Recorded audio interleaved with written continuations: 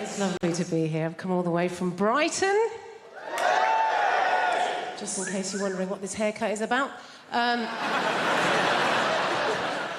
Might be a new face for some of you people.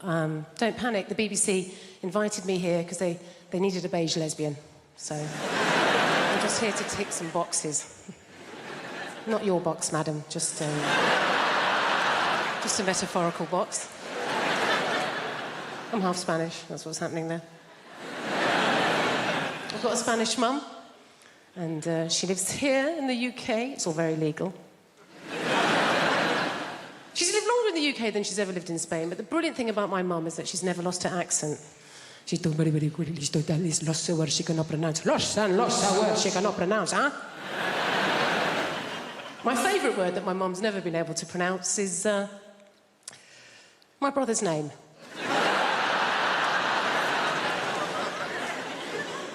Difficult name, his name's Stephen. I don't know if you've noticed this, Spanish people, any word that begins with the letter S, they struggle, right? So my mum doesn't call him Stephen, she calls him Steven.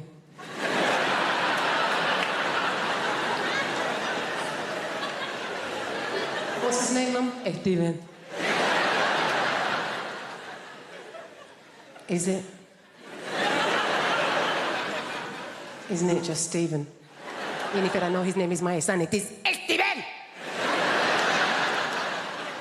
You don't want to mess with my mum. She's not like British people here in this country. We can be quite passive-aggressive, can't we? She's just very aggressive woman. I don't know how my mum's never really coped in this country, and I think it's because, like a lot of Mediterranean people, she's quite loud, yeah? She's got one volume. It's like this. Whereas in this country, particularly if we're middle class, we tend to be low talkers, don't we? We don't like to raise our voices, do we? Why? Because we've got money.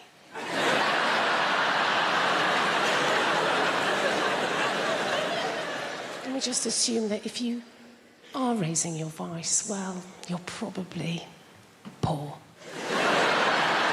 Or worse, foreign. Great thing about having a Mediterranean mum is they feed you. Oh, my God. She's always feeding. That's her way of showing that she loves her children, is to feed us. You know, I can remember going around friends' houses, you know, like English mums. Go round an English mum's house and the conversation with mum's more like this. I think you've had enough. My mum will feed you till you puke. Going on in my life, and my mum will relate it back to a meal that she's cooked. Do you know what I mean? Like, so good or bad, particularly if I'm depressed. If I phone up my mum and I've had a terrible day, yeah? I phone up my mum, conversation always goes like this. Oh, Jennifer, my God, I'm so sorry to hear that you're having a hard time right now, but you know what? Don't worry, okay? I made a soup. Come home, you sound hungry. I made a chicken curry, made a lamb tagine, made a casserole, Jennifer. I made some tortillas, some paella, some curry, Jennifer. You love curry, maybe some meatballs, some pork ball, beef ball, aniseed ball, banana ball. You're a lesbian. You don't eat enough balls. Please, come home. Eat my balls. Little request, if you know anybody who works for WhatsApp, just tell them to let us delete the message entirely, like it was never sent. Don't delete the message, but still write, Neil has deleted the message. Like a little telltale informer. So that your friend still texts you and goes, what was in that message that you deleted it? You know when it says delete for me or delete for everyone? Who picks? Just for me, and just go and delete it for me, yeah? Yeah, still want them to see the awful stuff I've written, but I don't want to be reminded of how much of a dick I can actually be, yeah. It's like getting a tattoo removed and walking into the laser place going, what are my options for tattoo removal? You got two options. First option, we shine a laser on your leg, remove the tattoo so no one will see the tattoo. What is my second option? We shine a laser in your eyes so you won't see the tattoo. I'll go for option number 2, please. Thank you very much. I bought a new phone, I fell for the ad. You can put the phone on somebody else's phone and you can wirelessly transfer the charge. And the company thinks people are going to use that. No one's going to use that. Your charge is the single most important thing in your life. Look at your friends. They would prefer to donate a kidney to a stranger than to give you 5% of their mobile phone charge. You ever been abroad? Yeah? You ever been abroad? You bring one adapter, one charge between you and your spouse. The UN level of negotiation involving getting the charger back from the person you love. Can I have the adapter, love? Can I have the charger? Can I have the adapter? Can I have the adapter? And they hit you with it. Absolutely, Neil. But what battery percentage you have? And you look at the person you've chosen to spend the rest of your life with and you lie like a mofo, don't you? 3%, 2%, 0.5%. I've never even seen 0.5% in the mobile phone before, to be honest with you. Show me your phone, I'll plug it in for you. I can't show you my phone. Why can't you? I'm having an affair. How you hell having an affair? Show me your phone! We'll be in Spain. My wife will go and have a shower before we go out. She'll leave the bathroom door open and the shower door open. That is not an invitation to join her. You'll make that mistake once in your life, let me tell you that. It's because she doesn't trust you to not unplug her phone and plug your phone in. And she's right, because that's exactly what you do, isn't it? You plug her phone back in towards the end, so you got plausible deniability. You plug out my phone. I did not plug out your phone. It went up by 2% after a half an hour shower. That is because Spanish electricity is different. You plugged it in during the siesta and the wires were asleep. That's how it works here.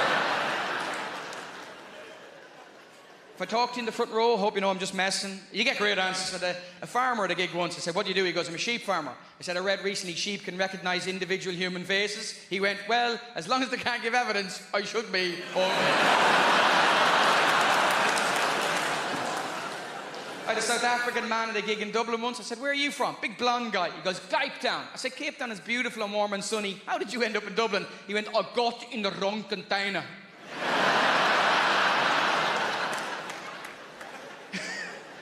The Irish guy, lovely fella, big guy, you know. Apparently we're going to be the most overweight country in Europe in a few years. And they tell us this like it's bad news. Oh, it's a catastrophe, it's a disaster. It's good news, ladies and gentlemen. Only 180 years after the worst famine in Western Europe. I call that a comeback, ladies and gentlemen. No one else has bounced back like we have. Those people in Pompeii just died. If they were Irish, they'd be selling lava lamps by now. Romantic, that's my problem. I love romance. Oh, I want to be in a relationship. I want to try edible pants. You can't edible solo, they don't let you. I'm absolutely fascinated by them. Here's why. It must be someone's job to keep edible pants from being too delicious. Because they've got to be okay in context, but there's a team of scientists that's working day in, day out to make sure that none of us start craving them. Struggle being single. I'm a pick-me girl. Do you guys know what that is?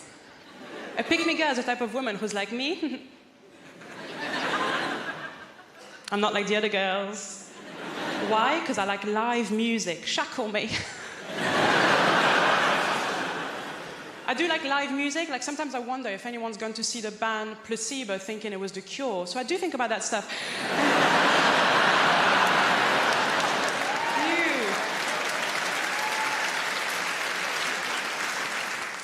Love live music. I went to see ABBA Voyage. Have you guys seen it? ABBA Voyage, if you haven't seen it, it's incredible. It's ABBA. They've got holograms now. But just before going into ABBA Voyage, I found out a little bit of industry gossip, and I'm going to share it with you because I was pissed off. ABBA, the band, they're not even dead.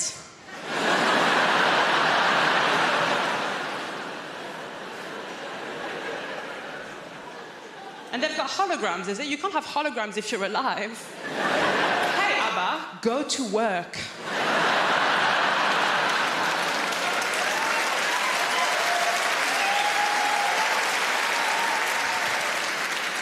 ABBA Voyage, it's amazing. From start to finish, it's them at their best. They were 28 years old when they recorded it. Start to finish, them at their best. A bit like this. So, ABBA Voyage, at the end of ABBA Voyage, sometimes the real ABBA, they come out. But the problem is that at this point in your life, you've only known them as hot 28-year-olds. So when 76-year-old ABBA comes out, it doesn't look good. It doesn't look like them. It looks like their parents have come to pick them up. I am a pick-me girl. I lie about my interests constantly, I do. My new thing now is I pretend to like football. Now, I want to like football. I really do. I really respect it as a sport. My problem is too much of it has happened. And no one will let me catch up. Like, everyone needs to stop playing for like 5 years, and then I'll start casual, season 1, episode 1. Now, the real reason I'm trying to get into football is because, basically, I met this guy. Thank you. And, oh my God. So he told me that he could have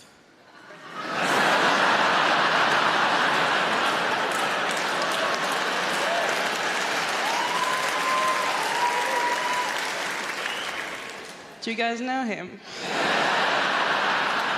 That's weird. He does have a lot of friends. He said he could have gone professional. But then, and this is so sad,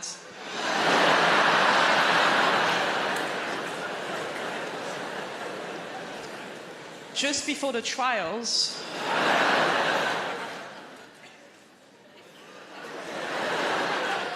he didn't have the skills. He didn't have the skills, the work ethic, or the natural talent. So close. Liverpool has a strange relationship with Manchester as well. Is anybody in from Liverpool?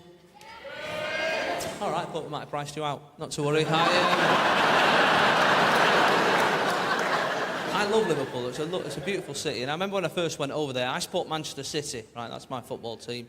And I remember going over there in my Manchester City shirt, and I stopped this bloke at the train station. I said, listen, mate, I'm a bit lost. I'm trying to find the docks. Can you help us out? And he turned around and he went... Which is a word in Liverpool, right? Honestly, right? It means you're not welcome, right? You pick it up quick enough, right? Eventually he got to some sound, he went, eh! Because they're naturally witty, they're born with that, right? He said, what are you doing over there in Liverpool?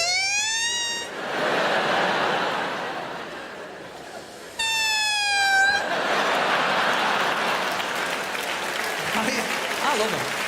I do. Now, at that stage, you're tempted to say calm down, but that makes things worse, right? You don't like that. I was very brave, though. I looked in the eye and said, listen, I asked you for directions, officer. You are bang out of order, mate.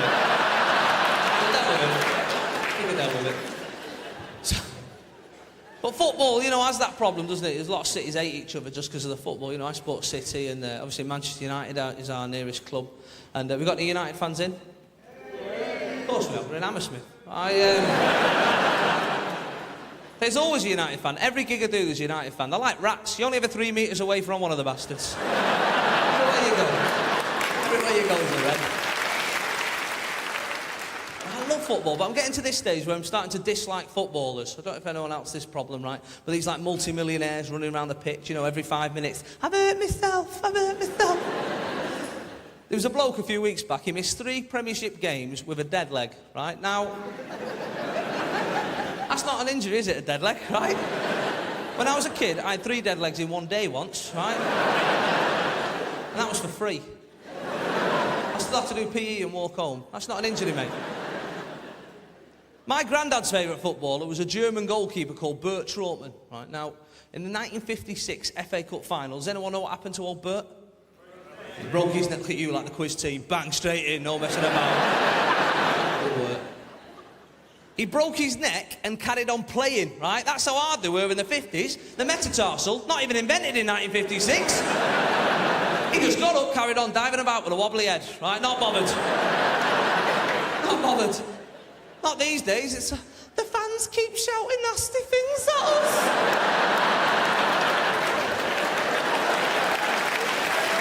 Me up. It's right, isn't it? I'm there in the crowd watching, thinking, do you know what? You're on 60 grand a week. If I think you're a knobhead, I'll tell you, right? And that's the way it should work, because if I was on that sort of money, I'd take it as well. Do you know what I mean? I'd stay an extra half hour at the end of the game just to take it. You're a knobhead? Yeah, I don't know. See you next week, lads. God bless. Yeah. Your mum's a knobhead? Yeah, but you should see her house. See you later.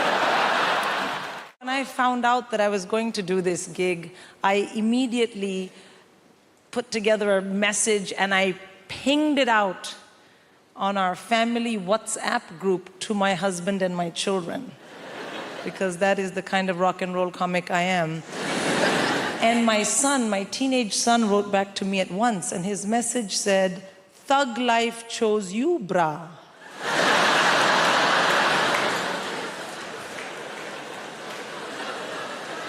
And I was like, oh shit, my child has joined a gang. I mean, what kind of language is this? Thug and bra. It had 2 R's, but he's a terrible speller. And I was like, oh no. And the other thing is I thought, this message is not for me. This idiot has sent me a message by mistake, which is for a gang member. What if the next message is something much worse? And that really bothered me because, well, this was my moment. I am going to Apollo. Like, if I'm going to find out you're a criminal, can we do it next month? So I wrote back to him in all caps, because as a good Indian mother, I mainly shout at my children. I wrote back, "This is your mum." And he wrote back, "I know, gigging like a boss." Thank you. A boss. Yeah, B-A-W-S-E, boss. And also, please do remember as you listen to the rest of my set this evening that I didn't choose it, but the thug life chose me. That's right. So I have kids. Of course you love your kids and it's difficult to raise them. Small kids are very easy, I find. The biggest downside of having a very small child is they are very boring. Yeah, they want to show you they love you by talking to you all the time, but everything they know, you already know.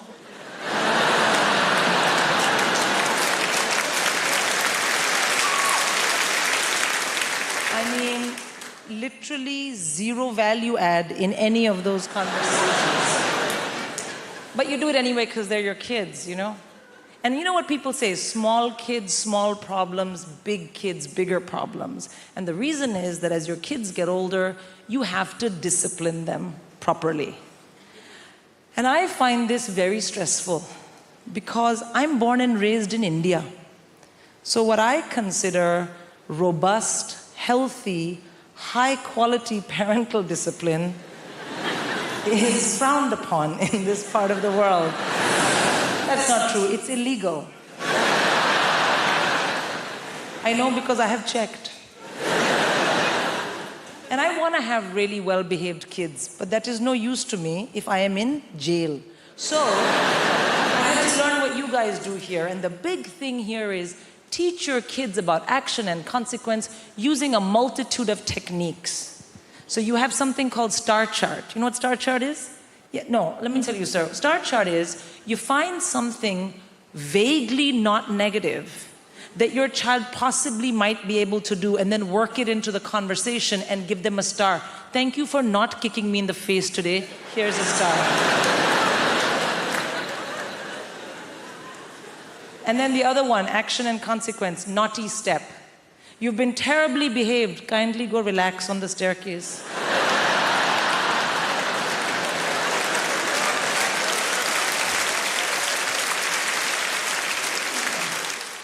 So the winter's drawing in. It's over. The summer was over. We never even had a summer. It was so depressing. Nothing happened, except there was a lot of rain, a great deal of rain.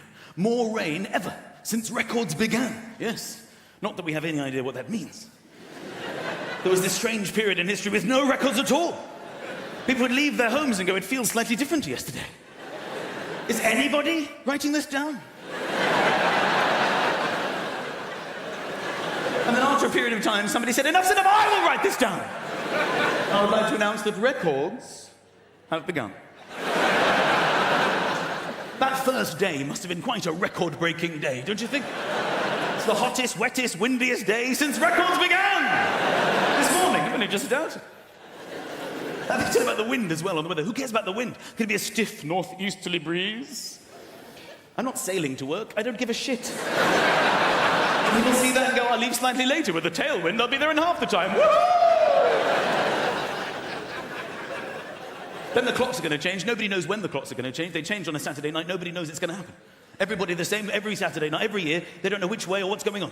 You only find out about it late on Saturday night. You overhear somebody, excuse me, what was that? The clocks, they change. When? Tonight? Oh! Darling, the clocks, they... Which way? Which way? Which way? They go back. Is that the good one? Is that the good one?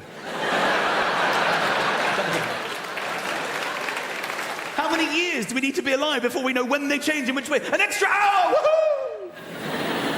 The only thing we can look forward to, ladies and gentlemen, in this winter is snow. It's the only thing that gets us through, because the weather's terrible, but snow is the holy grail. Nothing beats snow. And normally, we get one day of snow, and you've got to hope that it snows overnight, so you can be snowed in. Earlier this year, it snowed in the middle of the day. You don't want that. I was waiting for my bus, and where I live, there's no tube. You have to wait for the bus. The buses actually originate there. The bus is already there. So it's even more frustrating. I'm waiting for the driver. We've got everything we need. We're looking for people. Can you drive this thing? And that's when the snow came. Amazing, instantly landing snow. The best of snow. I mean, the most unbelievable snow. And then I realized, oh my God, I could get snowed out. This is not what I need. The driver shows up. And he says, ladies and gentlemen, I regret to inform you, due to the chaos on the roads, it's been snowing 8 seconds at this point. We're cancelling the bus. There will be no running of this service. And we're like, well, hang on a minute. We bought our tickets. What are we going to do? How are we supposed to get home? There's no way to get home. What are we going to do? And he said, don't shout at me. I actually live at the other end of this bus route. I take this bus home, and then I'm relieved by another driver. And we're like, this is a very interesting development. How are you going to get home? There's only one thing to do. Walk. It's the only way we can get home. It's the only way at all. I'm like, fine, okay. So we walked the bus route, led by the driver.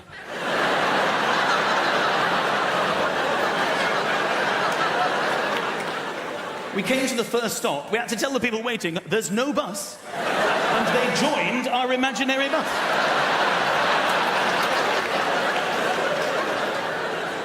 It was getting bigger and bigger. I looked behind us, I could see the next imaginary bus. Not a bus, just people walking. And it was catching up fast, because no one to pick up from the stops. And the driver saw this as well, and he turned around. He said, when we get to the next stop, don't tell them anything. Keep walking, they can get on the next one. I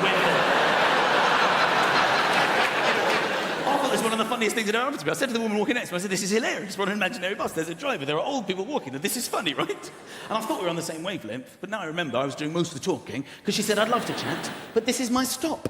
She got down to an actual bus stop and then walked in the direction we had just come from. This year, I did no lilt February. Thank you. I know, it sounds impossible, but you take it one day at a time. Did I have any today? No, you're a legend. It gets hard around the middle of the month, you get the cravings. It's called lilt guilt. You're like, oh, I bloody love some lilt. It's the night where you go to the shop at midnight, you kick the doors in, where's the lilt? And they're like, we don't stock it anymore. Like, ah! So you try and make your own hooch lilt, you know, you get a pineapple and a grapefruit, and you add in batteries and a horse's head, and you're like, it's good, but it's not totally tropical. Did that joke in America recently. Turns out they don't have lilt there. So, this is it. This is all I do. Imagine if this was your actual... I go like blah, blah, blah, and you go, ah, ha, ha, ha, money. Can't believe I get away with it. You do actual, proper London jobs. You know, like blacksmith, you know? Farrier. Brunch DJ. The big three. I tell you, I do not trust people who work in offices. I know, right? What are they doing? Nothing takes that long. They're planning something. They must be. You know. Do you ever call in to visit your friend in an office unexpectedly? Everyone just shits themselves. They're like, what's he doing here? Cover the screen, lie across the spreadsheet, get him out. Kind regards, warm regards, best. That's how they talk. In the email.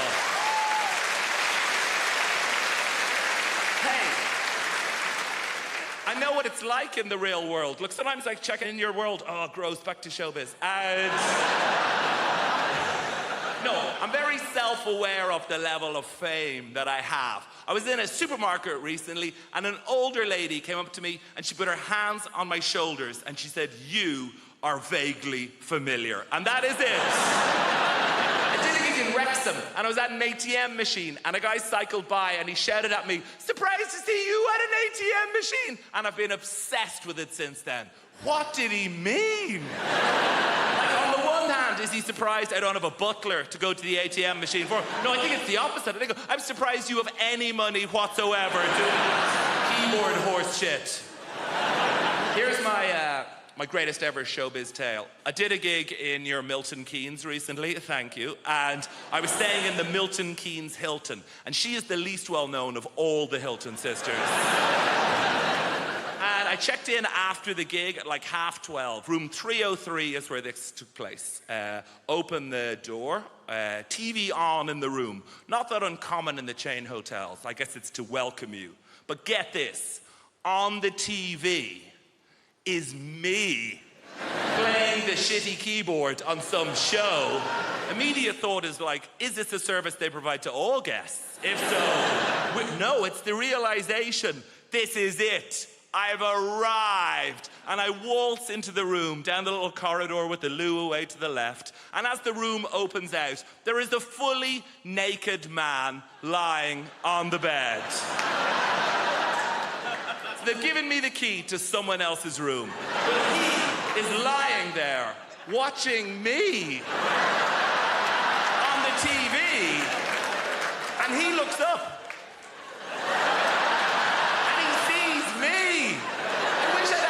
To think of something smart. What I say is like, "Oh shit, sorry about it." I could have said anything and I'd be a legend. I could have been like, "Oh, you enjoying this? Ah, no boner," and just walked out of it.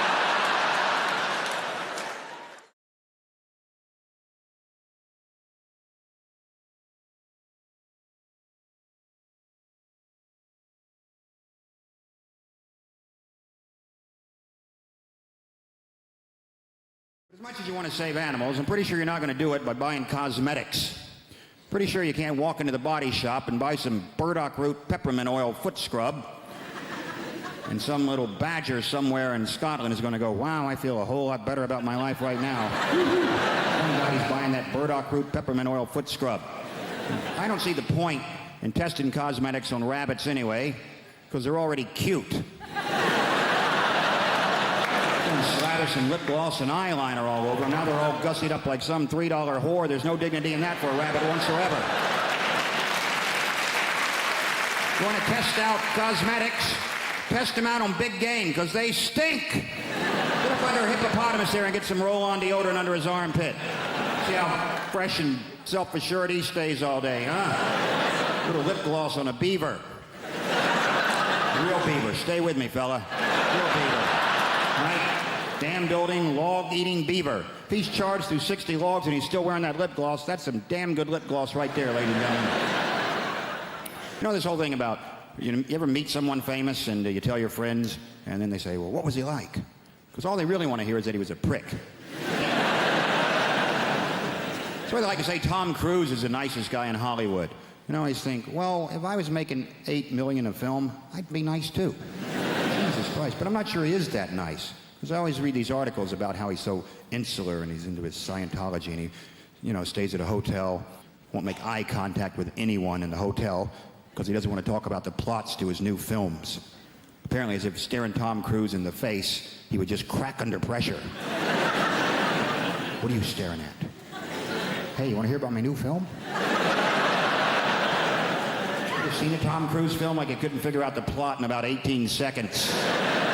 Oh, Christ. He's a cocktail maker. He's a pretty good cocktail maker, too. Till he has a crisis of confidence and can't make cocktails anymore. Then he meets a good-looking woman who talks him into being a better cocktail maker. A riveting piece of cinema that was. Then he's a race car driver. Pretty good race car driver, too. Till he has a crisis of confidence. Can't race cars anymore. Then he meets a good-looking woman who talks him into being a better race car driver. Then he's a jet pilot.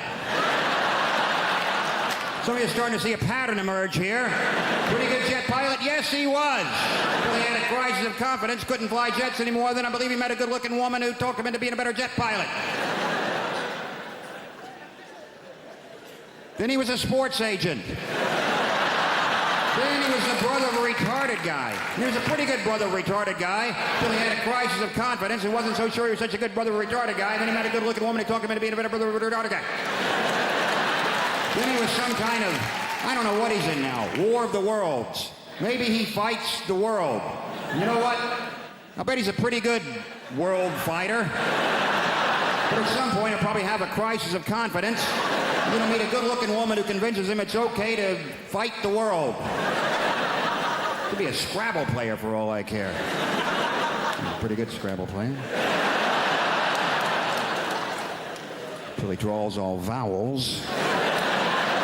Has a crisis of consonants. And he meets a lovely Welsh woman who teaches him a lot of words he's never heard before. I was such a fat kid. My mother used to buy bathing suits with blowholes in them. It was just... But my parents... I don't want to go into my childhood here because it's wrong. My parents hated me, okay? We're all going to hear the story, aren't we? My parents hated me too. My parents, all I ever heard growing up is, why can't you be like your cousin Sheila? Why can't you be like your cousin Sheila? Sheila had died at birth. They just hated me. Whenever we would go like in front of a street, each parent would take my hand, hold our hand, we're crossing the street, and then they'd swing me into the traffic. They used to say, take candy from strangers. Ask the funny man in the raincoat, does he own a van? It is just... No, I had a very bad childhood, and that's because, and I'm sure none of you give a damn, but I was the only Jewish kid, this is the absolute truth, growing up in an all-Catholic neighborhood. You know what that's... The Irish people, only Jewish kid in a Catholic neighborhood. You know what that's like? You were all doing Hail Marys, I was doing Hail Murrays. I mean, it was just... No Christmas tree? No Christmas tree. Do you know what that's like when you're the only kid without a Christmas tree? Because everybody has Christmas trees. And nowadays, it's like, well, we do it for all faiths. That's such bullshit. Yeah, we walk into an office building, and there's a Christmas tree, and there's a menorah. Bullshit. The Christmas tree goes up, up, up, up, up, up, up, up, up, up, up. There's like a little shitty menorah with 2 orange lights that some angry Puerto Ricans lit backwards. I mean, yes.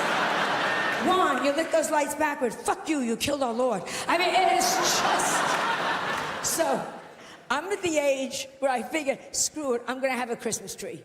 I got the biggest Christmas tree I got a 2-story high Christmas tree. I put everything you could think of on that. Up, up, up, up, up, gorgeous, gorgeous, gorgeous. On the bottom, I got the manger. I got the whole goddamn thing going there. The wise men, the sheep. And the only thing is, I have the baby, but I'm Jewish. I got him a nanny. It was just, oh yes. And I redressed Mary. She didn't look good. That stupid thing over her head, come on. I put her in a Chanel suit, Manolo Blahniks, and a Louis Vuitton pocketbook. You're the mother of God. Look it. It is just... Am I wrong? If she had looked like that, she would have gotten into the inn. Yes. The point is, it's about looks. Mary, she looked good. She would have done better. Mother Teresa... Oh, don't give me, oh, Mother Teresa, if she had looked better, she'd be a saint by now. Was she a bow wow? Yes. Did she need electrolysis? Let's talk to each other here. Even lepers were throwing their fingers at her. Here, get away. Because it is all about looks. This is my message, Great Britain. This is my message. Looks count. Education, looks count. I have no sex appeal, and it has screwed me up for life. Peeping Toms look in my window, pull down the shade. You have no idea. My gynecologist examines me by telephone. We finally get in. My son looks around, flatly refuses to get into the dentist chair. So, of course, I think, well, I've got to lead by example now. I've got to be a role model. So I said to him, well, look, how about if I sit in the dentist chair first, and then you'll see there's nothing to worry about, all right? He agrees to this. And I said, then you'll do it, won't you? Yeah, okay. So I, wink, wink at the dentist. This is not a fucking appointment, pal. Dentist is looking at my teeth. He puts the bib on me, the sunglasses. Yeah, sunglasses at the dentist, at your dentist? What is that? That's a great little trick, that one is. What are they, you meant to think you're at the beach or something? Well, you're sunbathing. Oh, relax, look, the sun is out. There are 4 of them, but they're out. Oh, you clever man. I forgot I had a Black & Decker in my mouth for a minute there. It's incredible what you did. You tricked me with the sunglasses. Anyway, he's looking at my teeth. And then he goes, oh, actually, there is something I can do for you here, Mr. D. And without any warning, gets the drill. Straight in. They always do a couple like that just before they do it. They know it bloody works. They're trying to shit you up. That's what's going on. Start drilling, goes straight into a root canal up here. I'm feeling the kind of pain that I didn't know could exist. I'm just trying to diffuse the pain through the arms of the chair. I'm just going, blood coming off the ceiling. My son runs out into reception. It's a total disaster. I didn't get a bravery sticker. The whole thing has gone wrong. Well, who likes to go to the dentist? You wouldn't. From the moment you get there, they put that little vacuum cleaner in your mouth and, oh, God, they stick that thing in your mouth. It sucks all the saliva out. It always reminds me of my first girlfriend. And I'm always anxious they're going to flick it onto blow by mistake. I'm going to end up with a mouthful of the previous guy's phlegm. I'll be there like some human volcano in my foster grants full of slums. Bits of tooth I'm spitting out all day. It's not mine! I never wore a brace! It is an odd thing, though, at the dentist, how you look forward to the pink drink. Once you're there, having this stuff done, you begin to think, see that pink drink? That's mine. At the end of all this, I get the pink drink. It's going to be worthwhile. That little plastic cup with the pink drink in, it's mine. You look forward to the pink drink. He's doing what he wants. He's tinkering around with his little craft set inside your mouth. Doing what he wants, injecting the injection, how unnatural is that? An injection in the mouth. Oh, it'll just feel like a little scratch. So what do you say? It'll just feel like a little scratch. And then after about 10 minutes, it'll feel like you've had a stroke.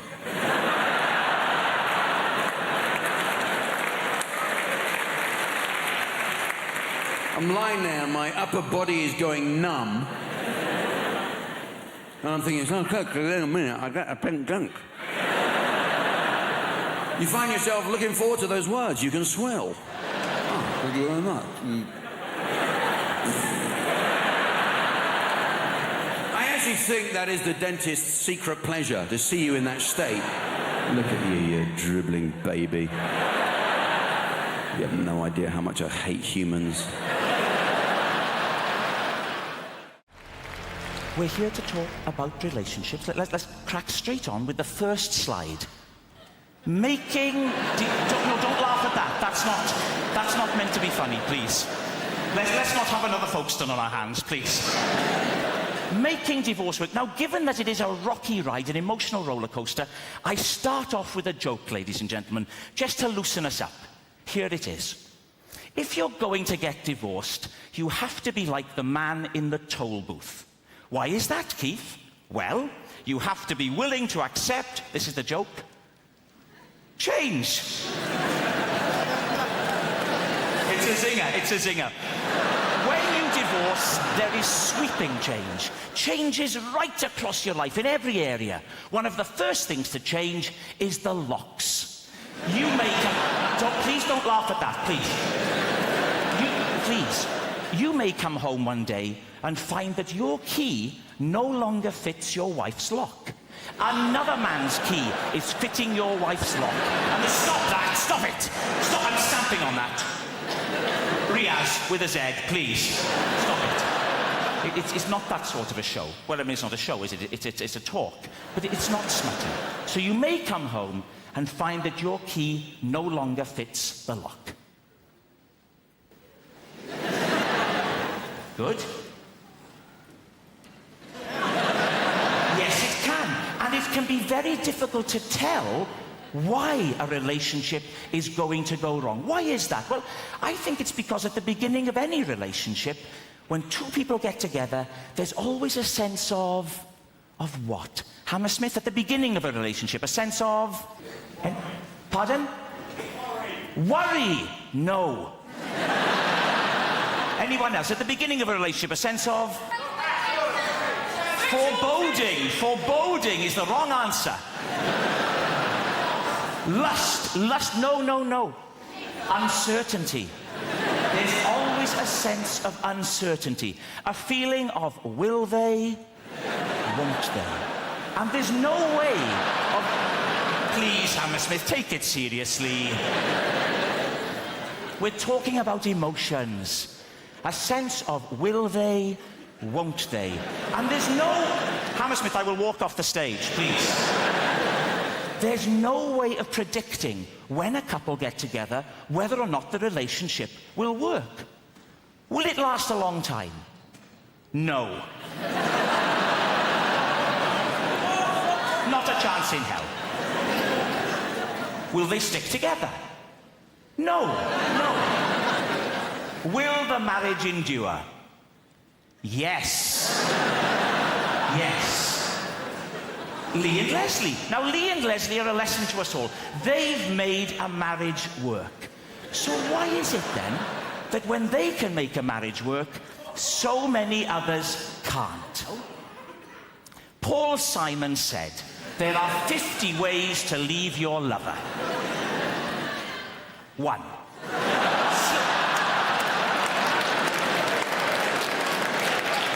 Hammersmith, time out. Please, start to take it seriously. 1. Slip out the back, Jack.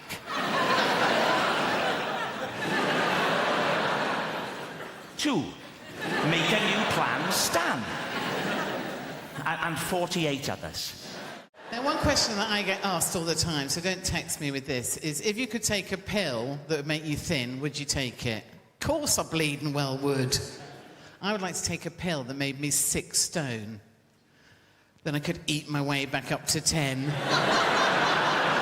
What a bloody brilliant weekend that'd be, wouldn't it? You see, I think there's 2 types of people in the world, right? And it's all to do with how they eat biscuits, right? Because the first type of person makes a cup of tea, gets a plate out,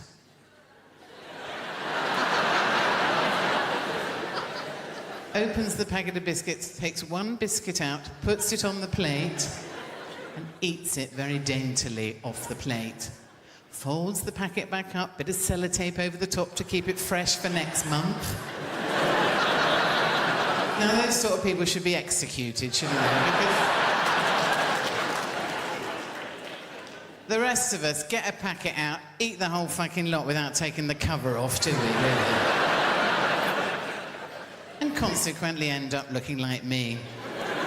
Because I've always had a weight problem. You know, when I was a teenager, I remember going to see the careers mistress, and she said, what do you want to do? I said, well, I'd like to be a nurse or get married. She went, better be a nurse then.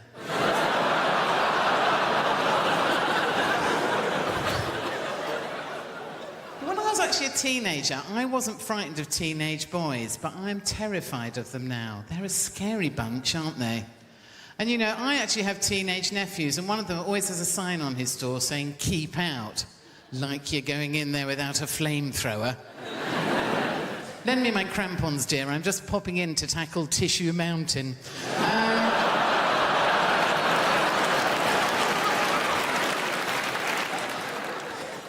And, of course, the worst thing I think you can do with teenagers is try and kind of get down and speak their language. They hate that, don't they? Which is why I quite like doing it. And I actually found this out to my cost last year, right? Because I went around for months going to people, would you look at that minja over there? That is a minja and a half, that is, isn't it? And I found out that this was actually wrong. To my cost, outside my local parks, there were 2 teenage boys. I went, lads, look at that minja. What a blinking minja that is. And they went, oh, for Christ's sake, it's Minga. And that's our mum. So, you know... Do we have many politically active people in tonight? One. Well done, sir. No, because I've been a Labour Party supporter all my life, and in fact, at the last election, I was asked by Tony Blair to go and speak at a rally in Hove. Oh, joy. And, but, you know, it just made me think, standing in the front row with all these dignitaries, these Labour Party dignitaries, I've come a long way since Fags Behind the Bike Sheds. Because I had Blunkett there, I had Cherie Blair there. Tony Blair came along the row, shaking everyone's hand, got to me and said, "Thanks for doing this, Joe. Kiss me." On the lips. Tried to get his tongue in. Got up to do my speech, Blunkett had undone my bra. Because they're mad for it. They are. I was shocked, you know, because I was brought up in a little country village. The only thing we had to do at the weekend was bell ringing. Now, I don't know if anyone's tried that, but it's much harder than it looks, which I believe is something John Prescott says to a lot of women that he meets. But,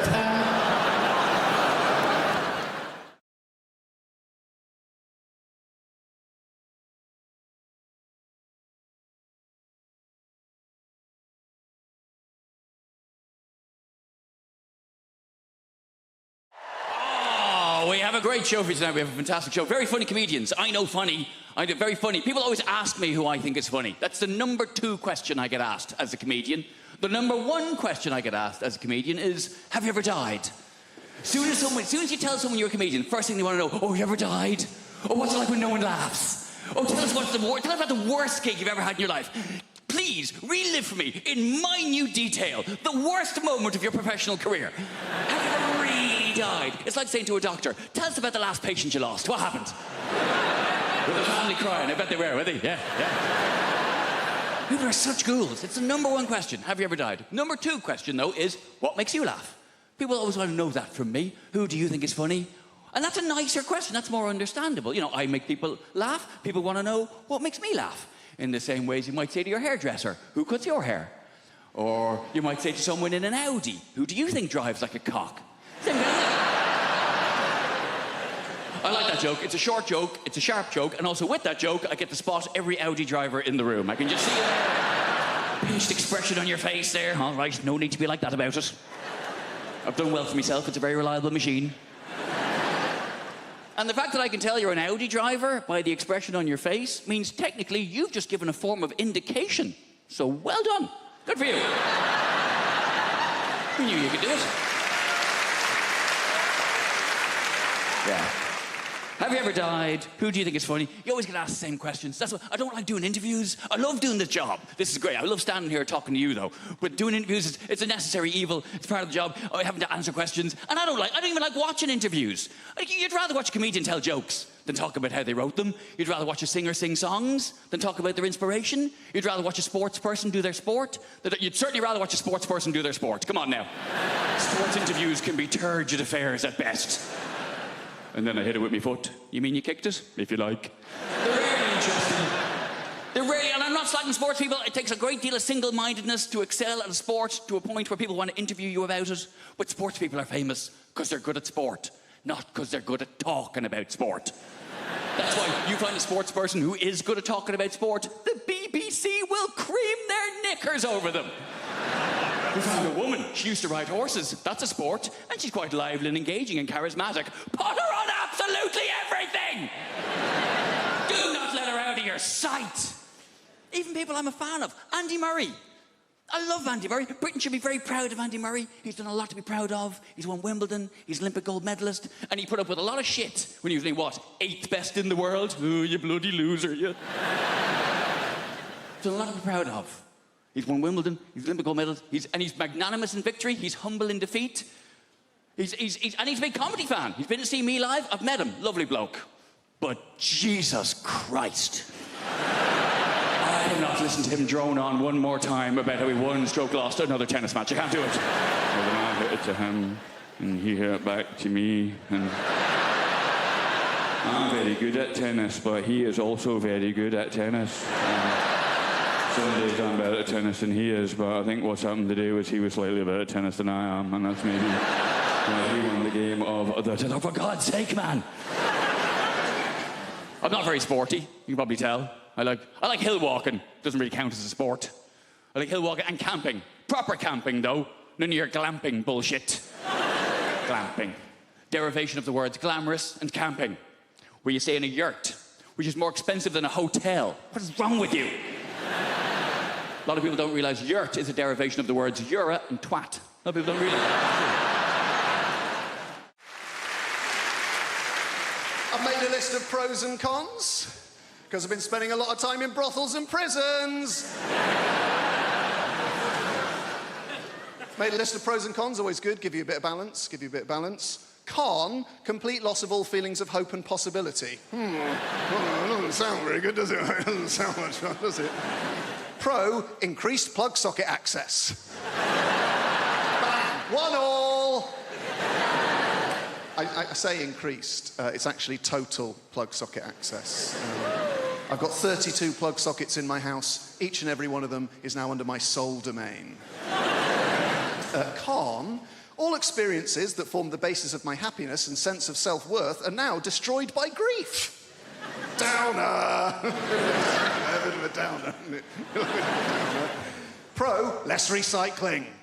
I can fit it all in the green box now. It's remarkable when you take into account just how much I'm drinking.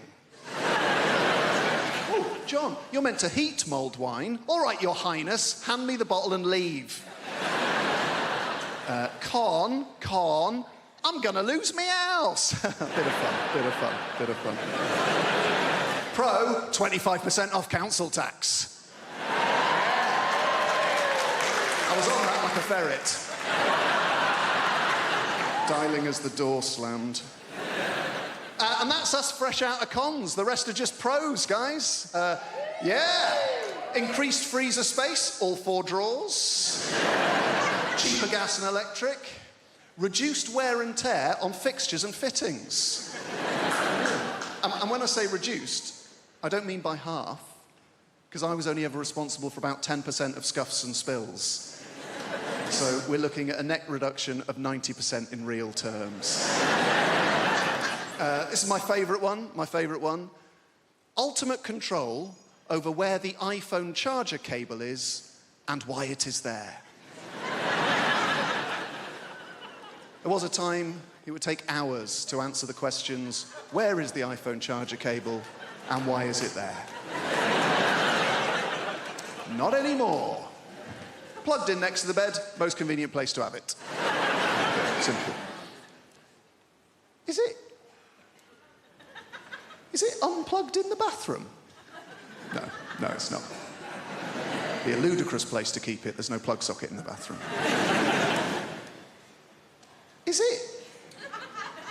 Is it in the front pocket of a rucksack you no longer use? That'll be the last place you look. That'll be very frustrating. Is it plugged in on a train we have alighted from? No.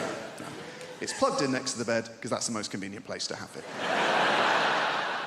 This year, I did no lilt February. Thank you. I know, it sounds impossible, but you take it one day at a time. Did I have any today? No, you're a legend. It gets hard around the middle of the month, you get the cravings. It's called lilt guilt. You're like, oh, I bloody love the lilt. It's the night where you go to the shop at midnight, you kick the doors in, where's the lilt? And they're like, we don't stock it anymore. Like, ah! So you try and make your own hooch lilt, you know, where you get a pineapple and a grapefruit, and you add in batteries and a horse's head, and you're like, it's good, but it's not totally tropical. Did that joke in America recently. Turns out they don't have lilt there. This is all I do. Imagine if this was your actual... I go like blah, blah, blah, and you go, ah, ha, ha, ha, money. I can't believe I get away with it. You do actual, proper London jobs. You know, like blacksmith, you know? Farrier. Brunch DJ. The big 3. I tell you, I do not trust people who work in offices. I know, right? What are they doing?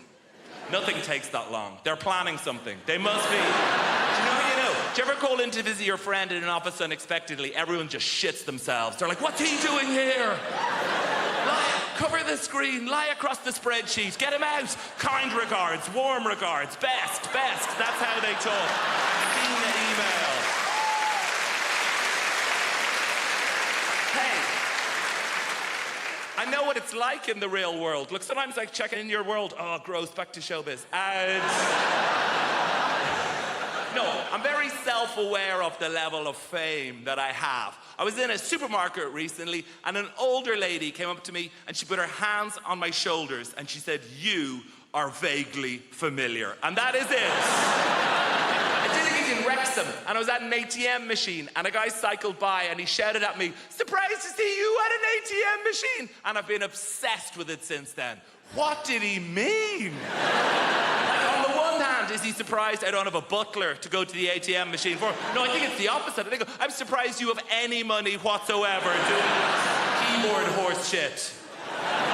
Here's my greatest ever showbiz tale. I did a gig in your Milton Keynes recently, thank you, and I was staying in the Milton Keynes Hilton, and she is the least well-known of all the Hilton sisters.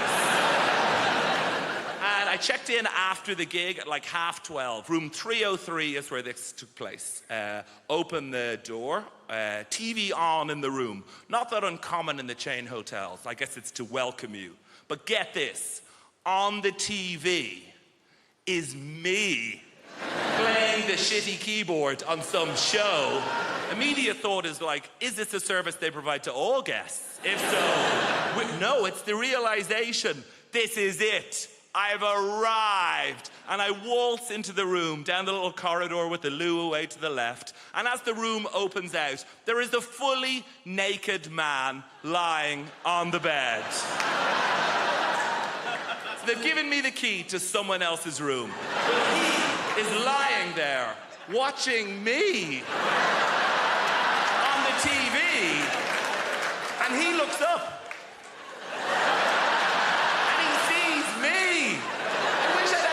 To think of something smart. What I say is like, "Oh shit, sorry about it." I could have said anything and I'd be a legend. I could have been like, "Oh, you enjoying this? Ah, no boner," and just walked out of it.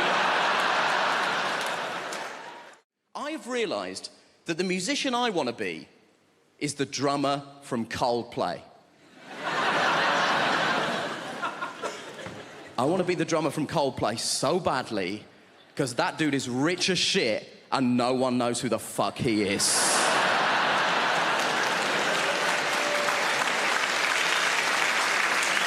No one knows who the drummer from Coldplay is. He could be here and no one would know. It could be you, it could be you, it could be you.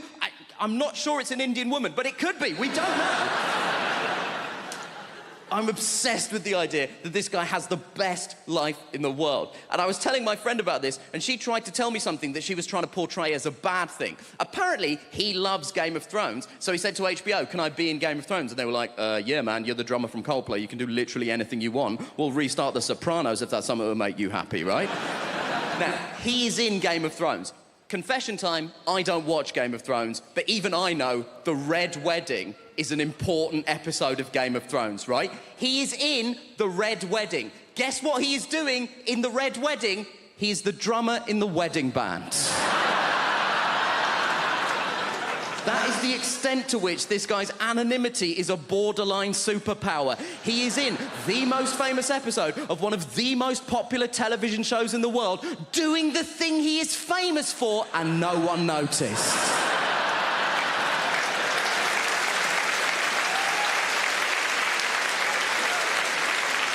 That is Kaiser Soze shit. And my friend was telling me that she read a supposedly embarrassing story that one of the actors told. One of the actors said that when they were shooting The Red Wedding, he was making small talk with the extras, and he got round to the drummer from Coldplay and said, "Are you a full-time extra?" And the guy was like, "No, I'm a musician." So he said, to the drummer from Coldplay, "Have you played on anything I might have heard of?" To which the drummer from Coldplay was presumably like, "Have you heard of All Music?" Because I'm basically the drummer on All Music. And my friend tried to tell me this, like this was a sad thing. She was like, "Oh, this guy's in Coldplay, but no one knows that he's in Coldplay. Isn't that sad?" No, because the problem with being in Coldplay is that people hate Coldplay. People hate Coldplay so much. And the people who hate Coldplay don't say things like, oh, it's not to my taste. They say things like this, I hate Coldplay! But what you mean when you say that is, I hate Chris Martin. No one is angry with the drummer from Coldplay. No one has ever been like, oh, the drummer from Coldplay! He's ruined my life! And I know what you're thinking. You're thinking, Nish, why are you so obsessed with the drummer from Coldplay? There's 2 other people in that band. We don't know anything about them either. And you know what? You're right. There's a guitar player and a bassist in Coldplay. I wouldn't know them even if they were here. I assume it's you two, but only because they sat next to her and I spoke to her already. That's all I've got to go on at this point. They have the exact same life as the drummer, because I did a bit of research into this. Turns out Coldplay are one of those bands where they split the royalties equally. So they have the exact same life as the drummer, apart from one detail. They have the exact same life as the drummer. They have the same level of wealth, access, and anonymity. But crucially, the drummer is sat down.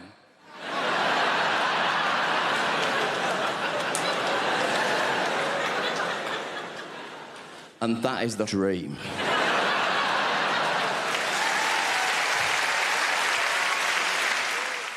Do you love London? I love London. I feel like London is created by the people, right? Who are just crazy and sexy and ambitious. I got into an Uber the other day, not bragging, and I got into an Uber and the driver, he said, would you like to have the radio on? And I was like, oh, I don't mind, it's up to you. And then he said, well, actually, I make my own music. Do you mind if I put some of that on? No, I don't. And then he put on Drake's new album. I wonder how often it works. I wonder how often there's a middle-aged white woman thinking, oh, well, he looks like Aladdin and he sounds like confidence personified. Pull over and jump in the back, Nikolai. I'm having a good life. I have recently started doing yoga, which is just changed. Yes, woo for the yoga over there. Are you a team? Come to... I'm new to it. I love it. Yoga has changed my life. It's brilliant. Yoga is my new drug. My old drug was drugs. Which I'm not going to say anything positive about because it would be incredibly irresponsible. I'm not going to say anything positive about drug taking. What I will say is I didn't take MDMA until I was 32, and it was such a relief to know I could be happy. The equipment's broken. But yoga is nearly as good, and there's no downsides. It's given me a whole new language. My favourite new word is namaste. Yeah, it's a very old word, it's very sacred, and it means the yoga has finished now. And then you're allowed to leave. I think that the key to being happy as you get older is self-acceptance. Like, I have to accept things about myself now. Like, I'm 36, I thought I would have children by now, and I don't. In an ideal world, what I wanted to self-fertilise. I wanted to have children that were exactly my genetics so that I could show them to my parents and go, see, it was my childhood, they're fine. Science can't do that yet. And then I had a crazy day last month where I just thought, I'm just going to buy some sperm. I'm just going to buy some sperm off the internet. I've got a good job. I'm just going to buy some sperm. Guys, sperm is so much more expensive than I thought it was going to be. It is tens of thousands of pounds. We are all wasting a valuable resource. 17-year-old me would have been a millionaire if I'd learned how to catch it and chuck it in the freezer. So expensive. It's a shock. I do think self-acceptance is the key. Like, there's things about myself I don't like, but I just have to accept now that they're not going to change. This is who I am. Like, so for instance, I don't like art. I think art is rubbish. I think lots of people think art is rubbish, but we're too worried of looking stupid, so we go along with it. I think that the worst art form is theatre. Right, okay, I can sense how unpopular this opinion is. Hear me out. I think theatre is diabolical. Look, I do, look, and also, I'm aware, if you are a performer of some kind, if you're an actor, look, please don't be offended. I don't mean being in the play. Obviously, if you're the person in the play that gets to put a wig on and walk up and down and move your arms and project your voice, saying things like, I think you'll find you're contradicting yourself, Alan. Fun. Having to watch it. Dear Christ. I can't concentrate. I can't lose myself in the story. I know that it's not real because I'm surrounded by people eating crisps. And they don't let you look at your phone. So all you're thinking is, well, how long has it been?